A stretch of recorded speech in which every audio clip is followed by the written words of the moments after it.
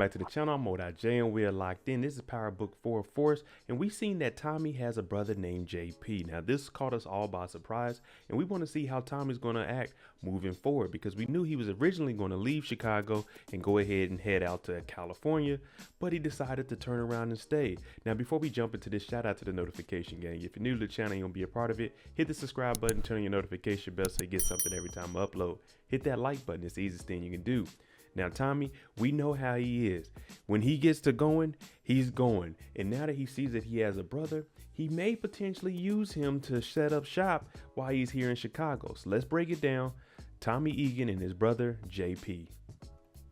Before Tommy finds out that he has a brother named JP, he arrives in Chicago, and the first thing he does is he goes to his grandma's old house. Now his grandma's name is Miriam, and we see that he has a picture of when he was a little boy, and he's sitting out front of the house. So he looks at this, and on the back of it, it translates to saying, "I love you" on the back. Now the guy out front tells him, Tommy, oh yeah, this here, you got to pay for this parking here. But Tommy asks, hey, do you know about the old lady that lives in there? He's saying, oh, she's not dead or anything. They actually took her down to the nursing home. Now, if you see at the end, she's at a little nursing home, but when he first pulls up there to go see her, he sees her and he decides not to actually talk to her. He looks and he's kind of nervous, and he actually turns around and leaves.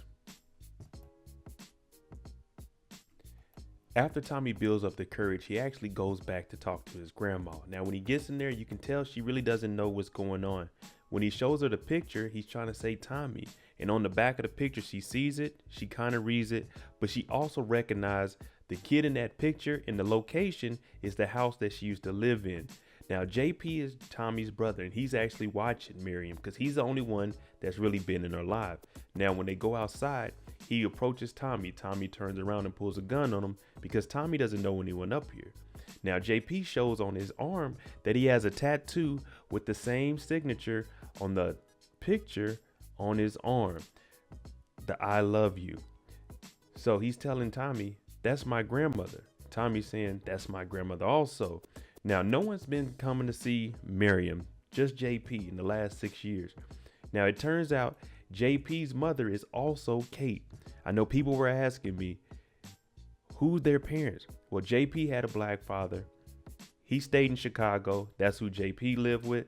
And Kate went on to New York City when they changed Tommy's last name from Teresi to Egan. So that's how they are both brothers. Kate is their mother. Now, if you paid attention in the intro where Tommy was leaving New York City to head out to California, he gets in his car, he starts having flashbacks. You hear him talking about ghosts, then he thinks about his mother. Now, if we really go into details, the reason they brought up Kate is because it's foreshadowing how important she would be moving into this episode. We didn't really notice it, we just thought Tommy was thinking about things. But on top of this, Tommy, his mom, his grandma, he hasn't came and seen her. No one's seen her in 6 years. So was that Kate that JP was talking about? It's been 6 years? No, it wasn't, because JP, he never knew his mom.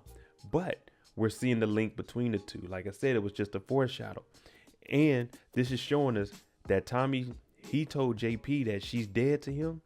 That's why he left. And now you're looking at the whole connection between JP and Kate.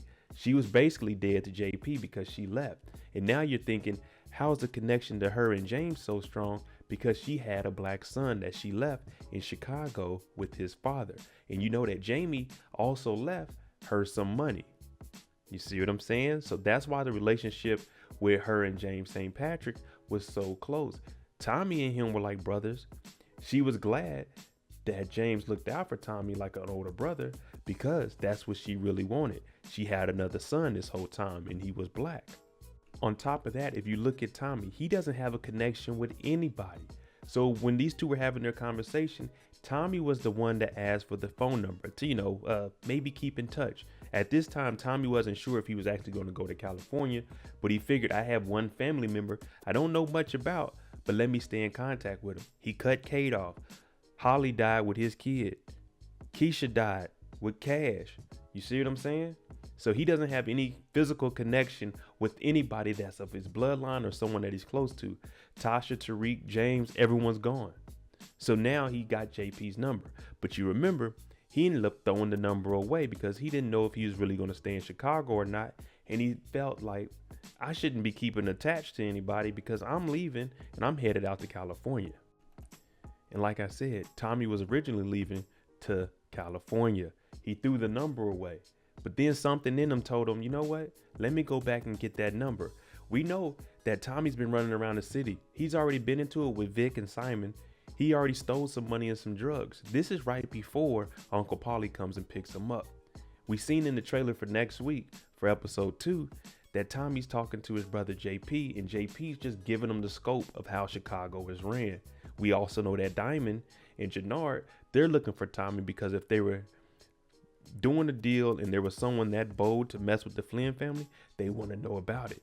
So it's looking like it's building up that JP, he may not be in the game, but he knows about the game. He knows how the streets are ran around here. So Tommy and JP, we could begin to see a bond between these two, and Tommy actually linking with somebody in his family and opening up to someone. Now, when Tommy opens up, that can be very dangerous for anyone that crosses the one that he loves. So we're going to see how Tommy and JP play out through this whole season.